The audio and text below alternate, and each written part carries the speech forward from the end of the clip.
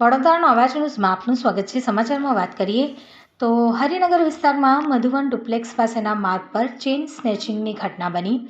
આનંદવન સોસાયટીમાં રહેતા પ્રજ્ઞાબેન જે કામ અર્થે બહાર નીકળ્યા હતા તે દરમિયાન ગઠિયાઓએ ગળામાં પહેરેલી ચેઇન તોડી ફરાર થઈ ગયા હતા। ગોત્રી પોલીસ સ્ટેશનને જાણ થતાં ગોત્રી પોલીસે સીસીટીવીના મદદથી તપાસ હાથ ધરી। ગોત્રી પોલીસ સ્ટેશનના પીઆઈ રવિ પટેલ સહિત સ્ટાફ એલસીબી ડિપાર્ટમેન્ટ પોલીસે ગઠિયાઓને પકડવાના ચક્રો ગતિમાન કર્યા હતા। ચેકનો કિસ્સો બન્યો છે જી કોની ચેન હતી?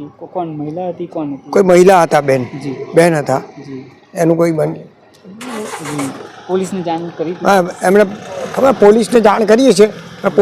પોલીસ આવીને એ મેં જોયું અને બધી આવીને રિપોર્ટ રેકોર્ડ કર્યું બધું અને બધું તપાસ કરી એના વિજયબેનના સપોર્ટ એટલે સબોર્ડિનેટ એ પણ બધા તરત જ આવી ગયા હાજર અને આગળ તપાસ કરે છે અને positively they are treating for this case.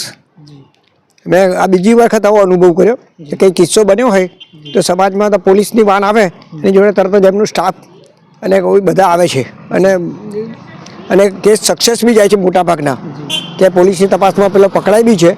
એ બધું એ બી પેપરમાં રોજ વાંચીએ છીએ અવારનવાર કાયમ જ। જી જી આ ગઠિયો પણ અમને અહીંયા ચેન સ્નેચિંગ કરી ગયો એ પણ પકડાઈ જશે? હા, એ અમે એવું છે કે આ તમારી જે પ્રયત્ન છે, મહેનત એ બી સફળ થશે અને આ ગઠિયો ચેન સ્નેચિંગ વાળો બી પકડાશે એવી અમને ખાતરી છે। કારણ કે કાયમ પેપરમાં પોઝિટિવ કેસીસ વાંચીએ છીએ કે આટલા કેસ હતા એમાં આટલા સફળ થયા। એ પ્રમાણે તમારો બી સફળ થાય એ ભગવાનને પ્રાર્થના અમારી। જી